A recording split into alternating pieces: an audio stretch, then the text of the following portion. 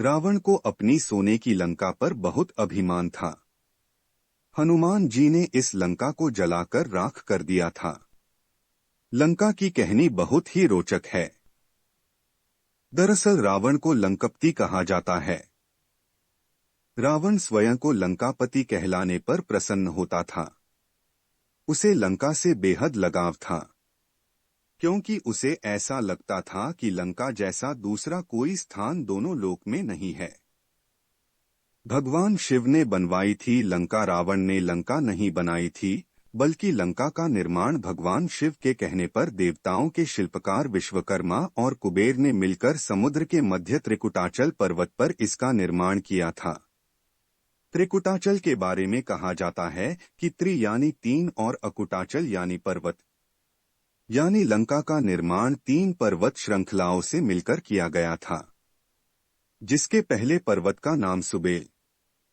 सुबह वही स्थान है जहां पर भगवान राम और रावण के मध्य भयंकर युद्ध हुआ था। इस पर्वत के दूसरे भाग को नील कहा जाता है। इसी स्थान पर लंका का महल था।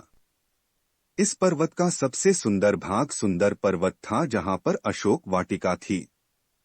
इस स्थान पर माता सीता को रावण ने रखा था।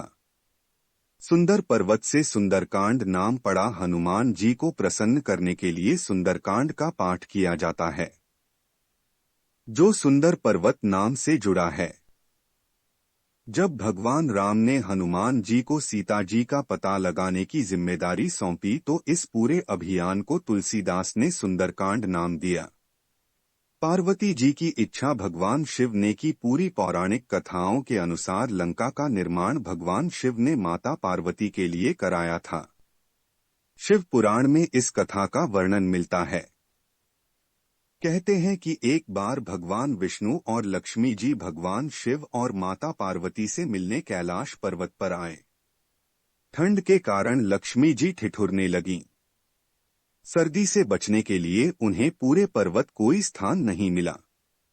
तब मजाक में लक्ष्मी जी ने माता पार्वती से कह दिया कि आप इस पर्वत पर कैसे जीवन व्यतीत करती हैं। इसके बाद माता पार्वती ने वैकुंठ धाम की यात्रा की। वहां के वैभव को देखकर पार्वती जी ने ठान लिया कि वे भी अपने लिए ऐसा ही महल निर्मित कराएंगी। अपनी इच्छा को उन्होंने भगवान शिव के सम्मुख रखा। इसके बाद भगवान शिव ने विश्वकर्मा और कुबेर को बुलवाकर लंका के निर्माण का आदेश दिया। रावण ने छल से प्राप्त की सोने की लंका। रावण छल करने में प्रवीण था। एक बार जब वह लंका के ऊपर से गुजर रहा था, तो उसे लंका को देखकर लालच आ गया। लंका को प्राप्त करने के लिए उसने ब्राह्मण का रूप लिया और भगवान शिव के पास पहुंच गया। भिक्षा के तौर पर उसने सोने की लंका की मांग रखी।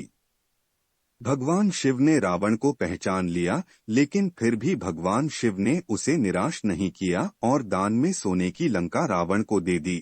पार्वती जी ने क्रोध में दिया ऐसा श्राप, जलकर राख हो गई लंका। रावण को दान में लंका देने की बात जब माता पार्वती को हुई, तो उन्हें बहुत क्रोध आया और क्रोध में ही उन्होंने कहा कि सोने की लंका एक दिन जलकर राख हो जाएगी। वही हुआ भी। हनुमान जी ने सोने की लंका को जलाकर भस्म कर दिया।